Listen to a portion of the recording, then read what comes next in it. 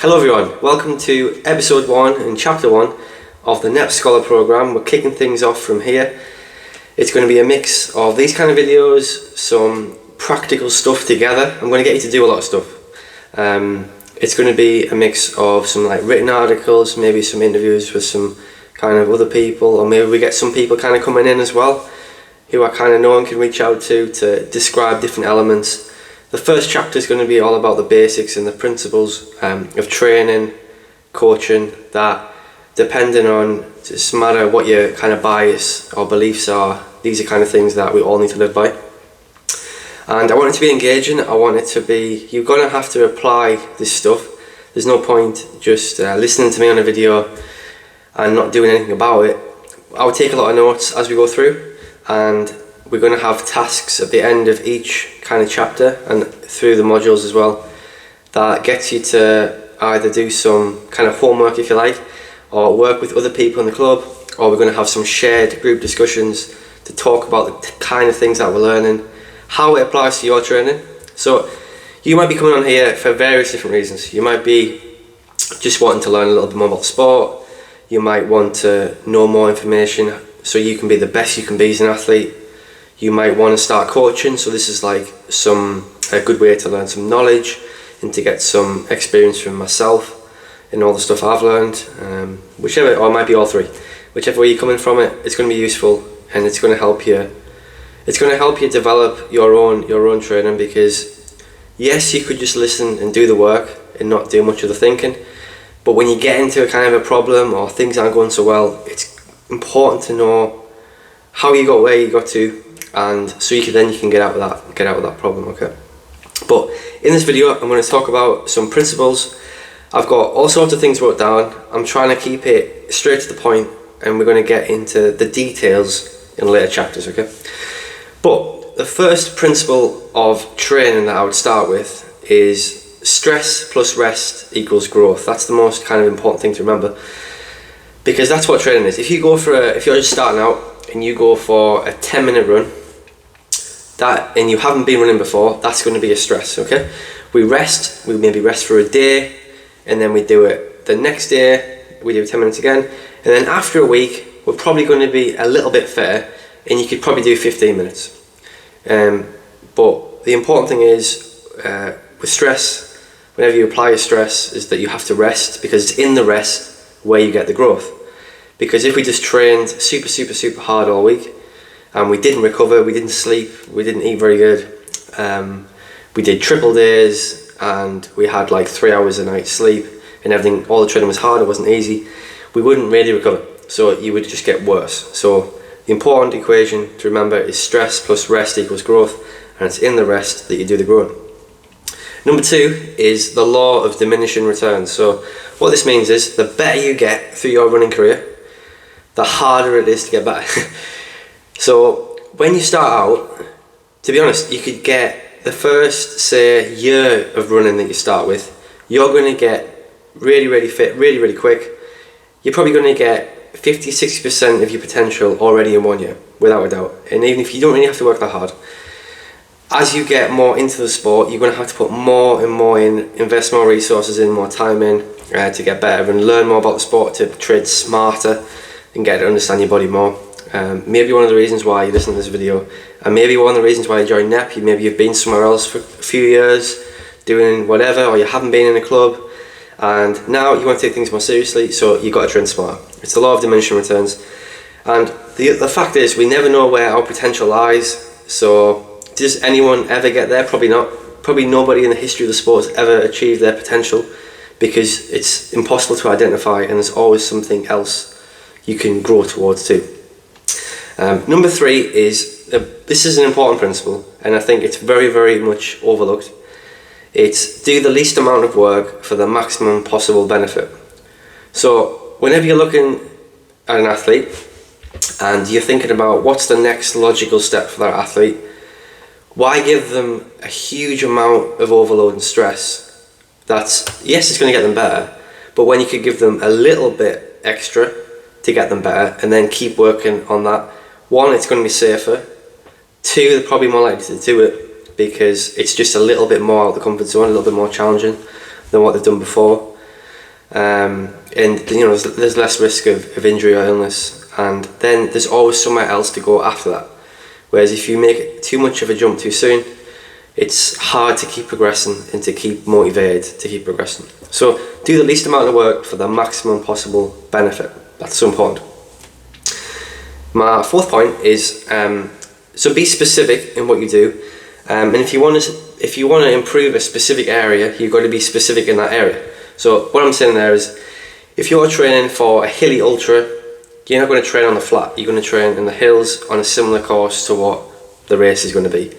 If you want to be better at 5k pace, because 5k is your event, you need to do a lot of work at 5k pace at some point in your training in the block. Otherwise, you're not training specifically for the event. What's the point of doing 1 minute reps at mile pace, and you just do loads of easy running, but your goal is 5k?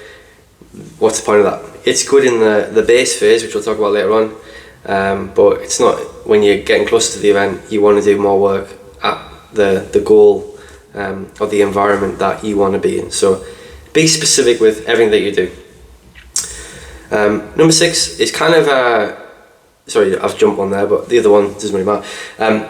So the principle of overload. So there's lots of ways to overload a given session or just overload your training.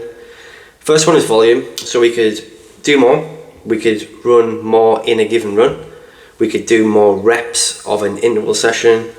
We could run more in a total week. Okay. Number 2 is the intensity. So you can change the intensity, whether it's mile pace, 5k pace, 10k pace, threshold, easy pace, or whatever.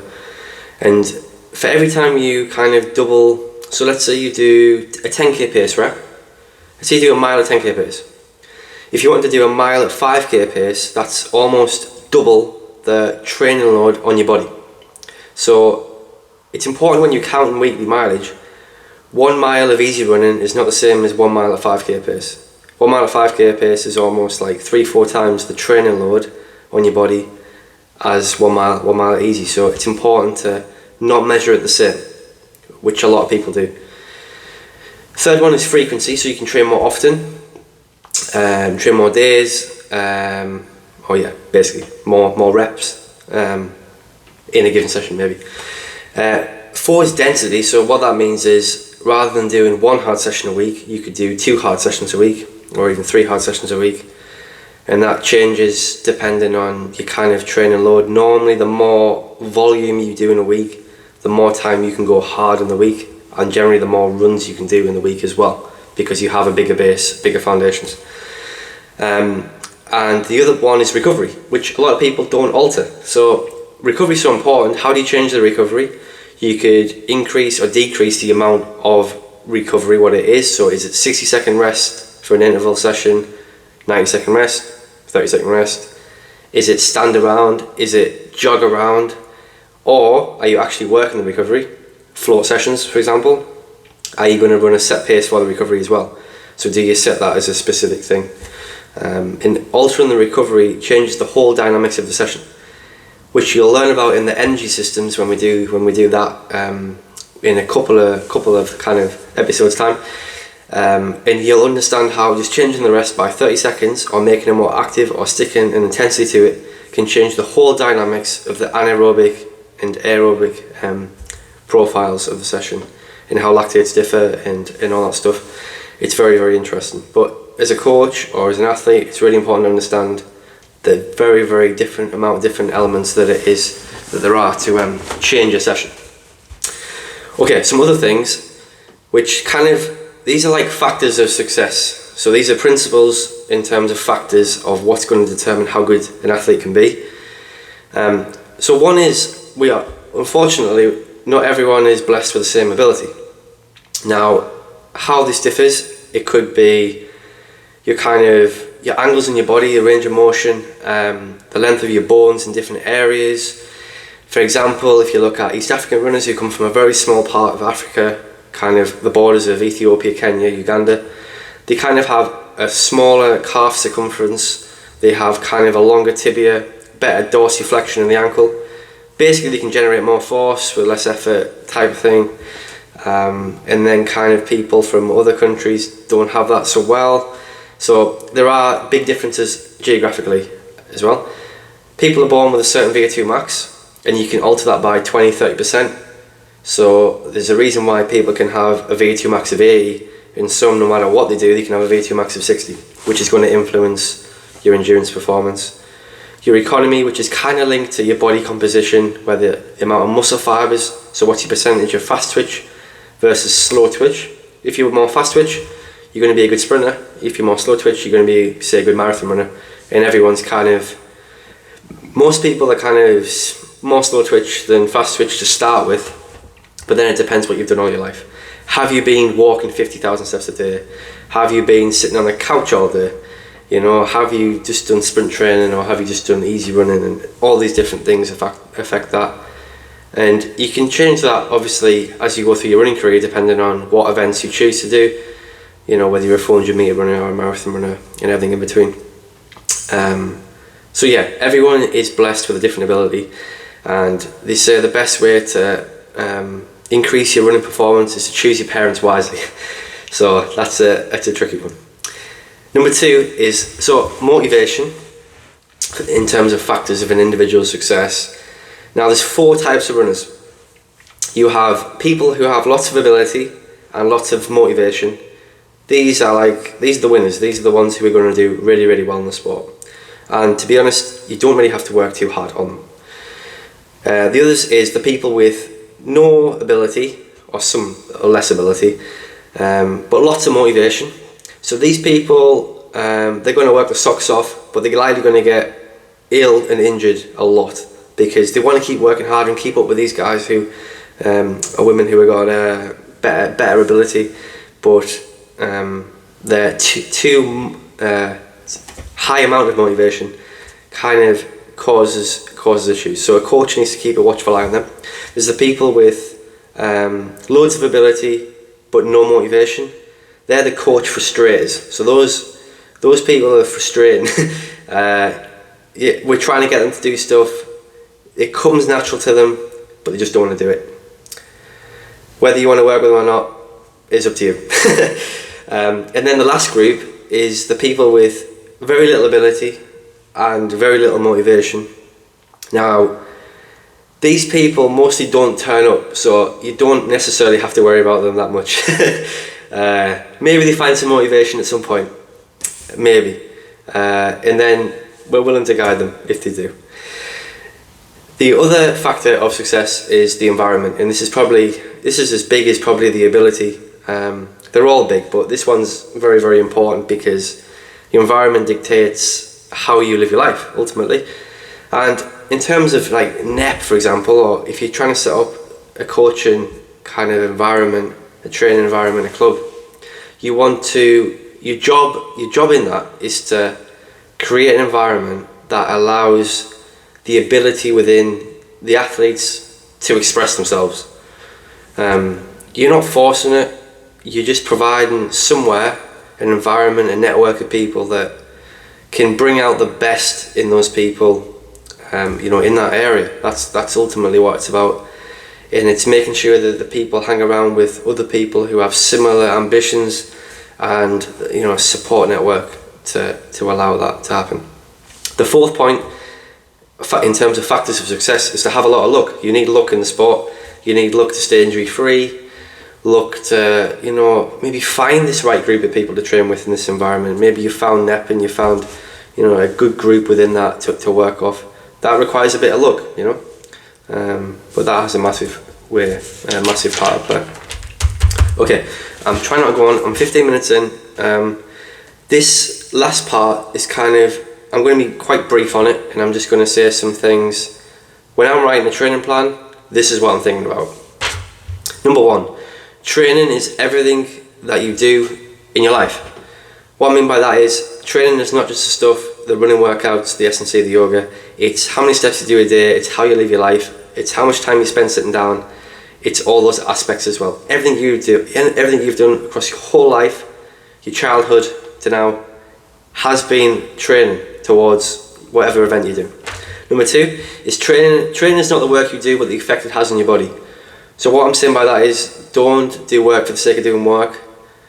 We're looking for the response to the work, and that's what's important. 3, in training, the limit is not in what you do, but in what you don't do. So that's similar to a point coming on, but it's not, the limits lie in the stuff you kind of avoid, basically. Number 4 is training is about adding, not replacing. So what we're talking about there is if you're doing a lot of good stuff, don't think about removing something and putting something extra in. Keep that thing in and add something to it. So training is about adding to what you're already doing, not taking away, changing different directions, replacing. Stick to what's been working, add stuff in on top of that. 5, effort is more important than pace, always, because your body differs every day. 6, you are only as good as your foundations. Do the boring stuff well. Basically what I'm saying there is sleep well, eat well, run a lot, be consistent, be disciplined, look after yourself, look after your stress levels, get the basics right, drink plenty of water. Do the basics well, that is 90% of the game. Number 7, the biggest improvement lies in what you're avoiding. So similar to you're only as good as what you're avoiding, all that stuff. What do you not like doing? What do you struggle with? What do you find hard? What doesn't motivate you? That's where your progression lies. And you need mentors, coaches, people around you to bring that out and for you to help you realise that. Number 8, the goal of a training block is to gradually extend the distance you can run at your goal event, pace or effort.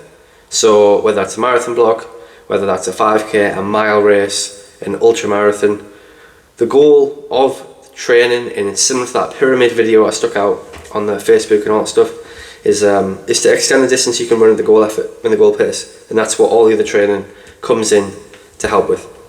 Number 9, train the individual, not the system. If you ever meet a coach or any training setup or whatever that has this perfect system that gets all the results or whatever, they're lying, because there is no perfect system, and the training that I write, for example, for everybody is completely day to day and different to everyone else. Yes, some of you do similar stuff in a group setting because I want you working off each other, but everyone is a completely different athlete. You have a different lifestyle, a different support network, different genetics, different angles around your joints and all that stuff, different motivations. So train the individual, not the system. Always look at it independently. Number 10, let it come, don't force it. What I mean by that is trust the process and all that stuff, but don't force the adaptation. Let it come to you. 11, preparation comes from practice in your race environment and training.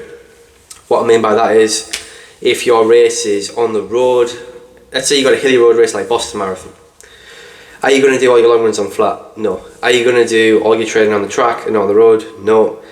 Are you going to do your training on undulating terrain with a big drop off maybe in your first half of your tempo sessions in terms of the gradient, and then some hills in the second half? Yes, because that's what the Boston course is like. So train in the environment that your race is going to be in. Likewise, if you're going to race 5k on the track, you want to train on the track a lot. You want to train on the track a lot. If it's the race is going to be in spikes and you get used to racing in spikes, if it's cross country, are you going to do all your training on the road in cross country season? No, you want to get on similar courses to what the event is and train on that if you want to do well in that environment. So yeah, there we have it. There's some things. I've talked a lot there. I would hope you've been making notes because there's a lot of things, but basically when I'm writing a training plan, this is the first episode and this is one thing I consider, but these are the things that I'm considering on every session that I'm writing for everyone. And where you are in all of that stuff depends on what we'll put in. But there we go. Looking forward to moving on to the next episode and working with you on developing some knowledge and going deeper into some of those areas. Okay? Until next time. Thank you, everyone.